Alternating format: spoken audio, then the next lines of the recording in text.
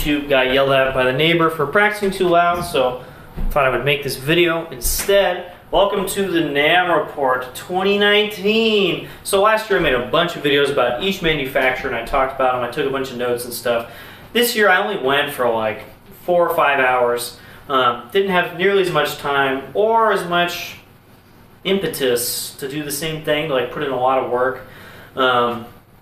Not sure why. I've just been super busy, and so I didn't really feel like doing all this stuff to make videos. So I just went around, kind of played everything I could, and then left. And I just kind of remembered some stuff, and I'll talk about that now. So I went in and proceeded to play a bunch of instruments. As per usual, it's super loud.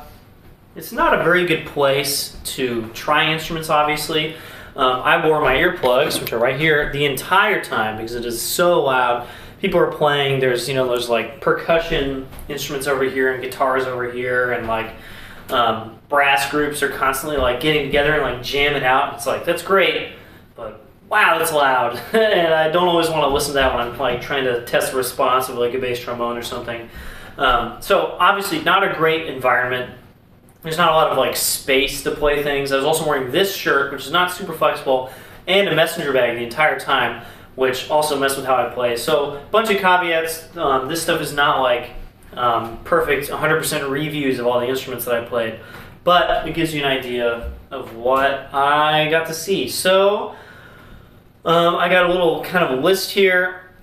My biggest thing is that nothing was really new. There were a couple new instruments, and I'll talk about those in a second, but pretty much everything there was stuff that I've seen 4, 5, 6 times at this point at ITF, other little things, Salage Festival, the last 2 years of NAMM, because I've gone, this is my third year of NAMM, there we go. Kind of nothing has really changed, and there was the omission of several makers that I really wanted to see there. Wessex didn't show up for some reason. They're the kind of gin bow manufacturers, but like the top end ones that design their own instruments. And that kind of makes me sad because they make some really cool stuff. I really wanted to play their new Contra with rotors, and they didn't come. So like the new stuff that I did want to see, I didn't get to see.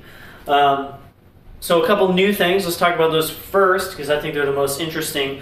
Courtois has finally finished and brought out their new New Yorker line of instruments based on the Courtois that Denson Paul Pollard plays, the former bass trombonist of the Met Opera, and the New Yorker tenor trombone modeled after Weston Sprott's tenor trombone. He is the principal trombone of the Met, I think.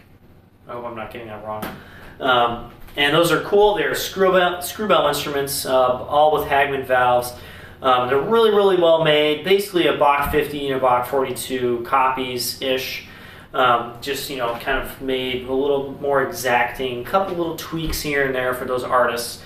I thought they were good instruments. The Paul Pollard horn, I don't know. I don't like it that much. I think I could live with one. If I had to use it, I'd be totally okay.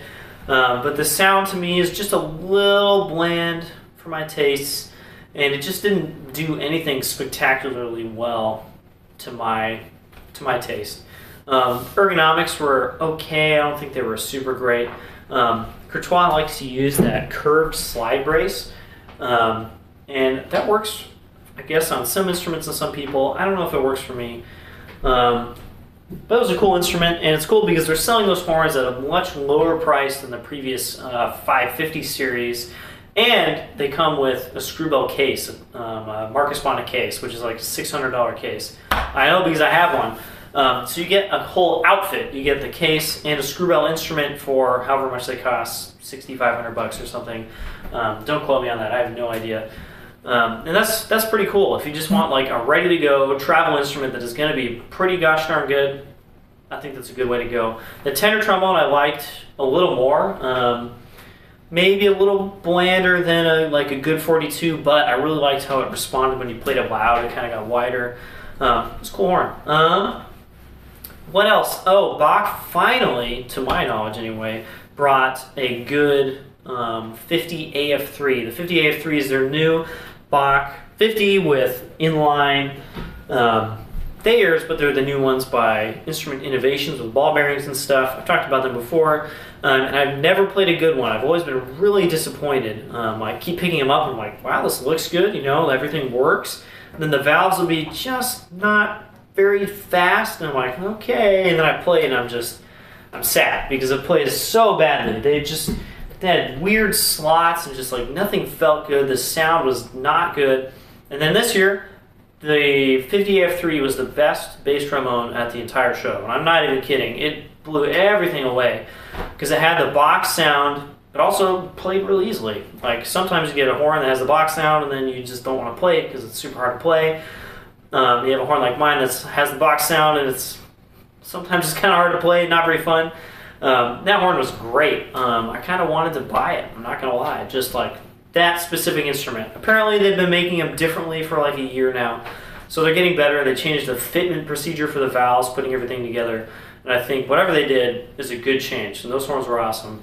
Bach tenors, good. I played a couple. The A47 BO, as it's called now, instead of MLR like mine, was pretty good. I think mine might be a little better, but I'm not sure. Of course, at the show, most of the slides are pretty garbage because they just don't have time to like get them set up right and, you know, lubed, and a million people play these things. So that's obviously a problem.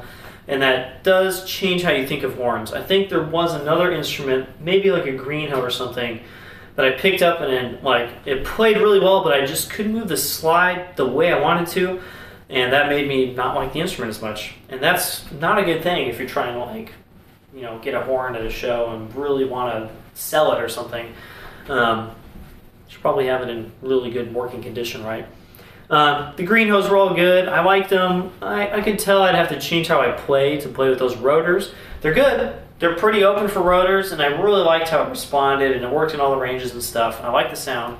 But the rotors are definitely not what I usually do. So, you know, I could change. I'm just really used to my Thayers, and that the 50AF3 was honestly better than the Greenhills in most ways. So I would just use that.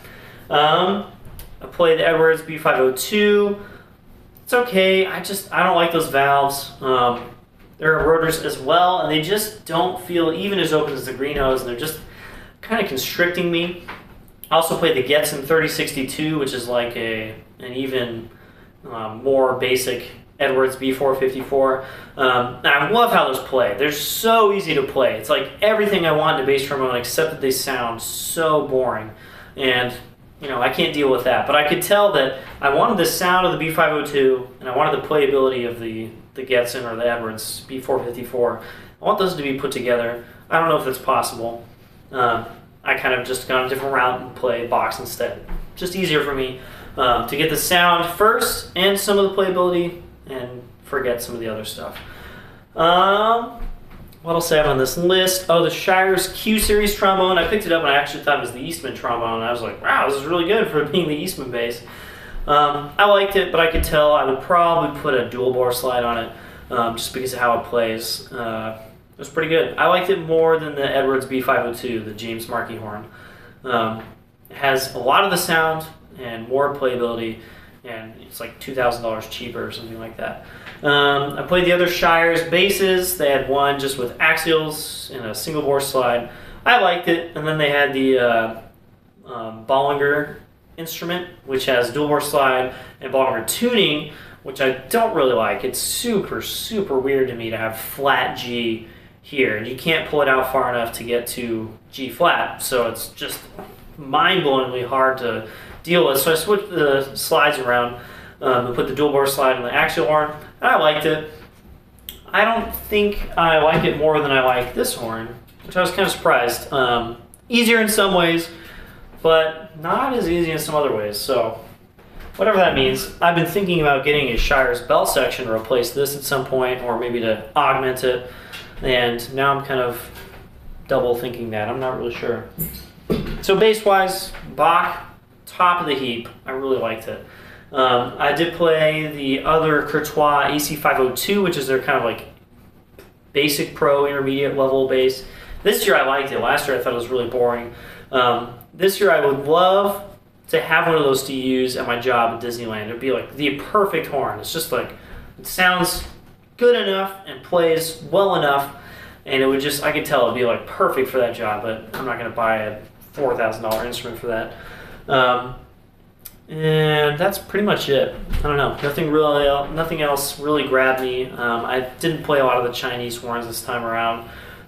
Many fewer bass trombones from those makers for whatever reason. Small trombones, I play that more now, so I brought my mouthpiece and played some small horns. The 3B at the Bach booth, because they, yeah, you know, it's not a Bach 3B, it's a King 3B, but they're owned by the same company, was really good. It was a lot like mine, actually. Maybe a tiny bit less open, but I almost didn't even notice. And I had a friend play too, and he loved it. So I think it was a really good 3B. I'm glad they're making good 3Bs.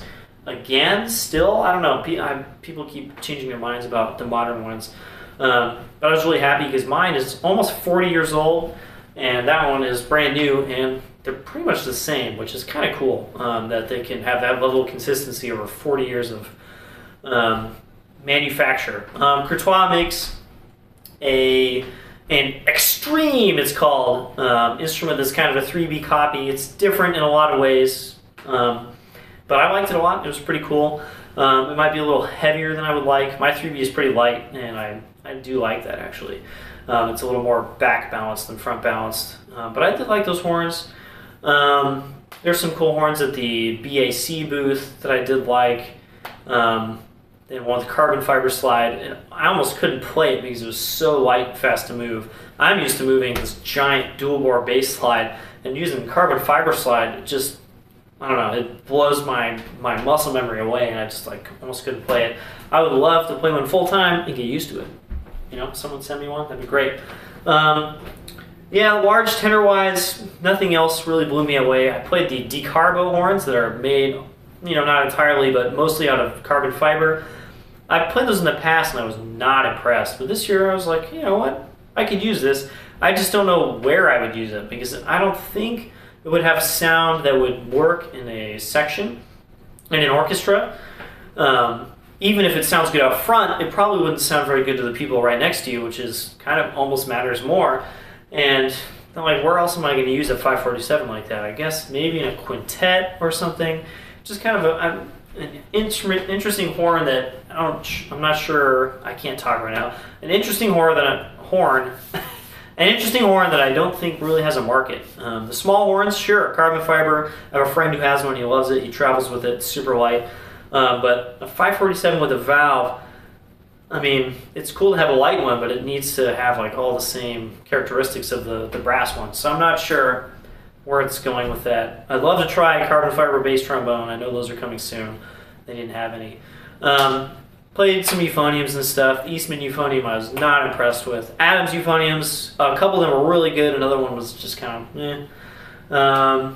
Played a Chinese one with a lead pipe. Instead of coming around the horn, so you hold it in the horns like this, it came like straight out. So the euphonium was like this. So you held it like out in front of you. It wasn't, you know, forward facing. It was still like this, but it was very awkward. I just couldn't tell why they made the lead pipe like that. It wasn't horrible. It played okay. It was actually better than the Eastman, but it was just the weirdest ergonomics. And then I played a little travel euphonium that was actually pretty good. Just also horrendous ergonomics. Just like no way to hold it at all without like cramping up. And that pretty much brings it to a close. Nothing blew me away. The Joseph Alessi 547 is pretty good. I would like one of those. But otherwise, the Bach 50AF3, favorite bass of the show. I didn't play enough euphoniums to like name a favorite. Last year was the Besson Prestige. This year one of the Adams was really good. So I think I'm going to go next year. Maybe I'll take a camera person and like a good microphone and stuff and really make some serious quality content for you guys. But we'll see. That takes a lot of work. I have to have a lot of time before and after to do that. And I hope you had fun watching my videos. See you guys next time.